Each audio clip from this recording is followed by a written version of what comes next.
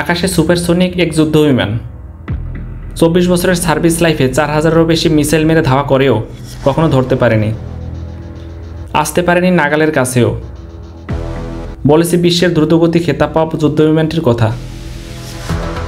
যুক্তরাষ্ট্র সোভিয়েত ইউনিয়নের মধ্যকার কোল্ড ওয়ারের মধ্যে বানানো হয় লং রেঞ্জ হাই স্পিড সম্পন্ন গোয়েন্দা বিমান SR-71, যা সোভিয়েত ইউনিয়নের আকাশে ভিতর ঢুকে গোপনে ছবি তুলে নিয়ে আসত।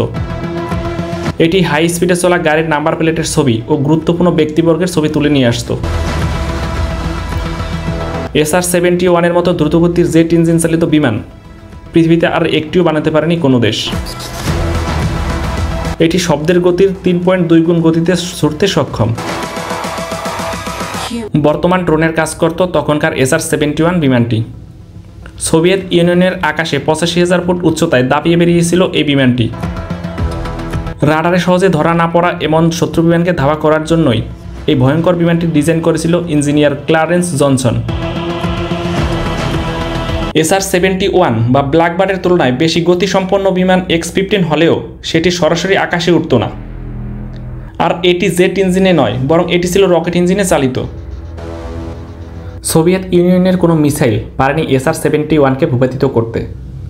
24 বছরের সার্ভিস লাইফে প্রায় 200 বিমানকে গতির জোরে পরাস্ত করে এই বিমানটি। 1987 সালে লিবিয়ার আকাশে মিসাইল ফাঁকি দেওয়ার সময় 3.5 গতি তুলে বিশ্ব রেকর্ড করেছিল SR-71 বিমানটি।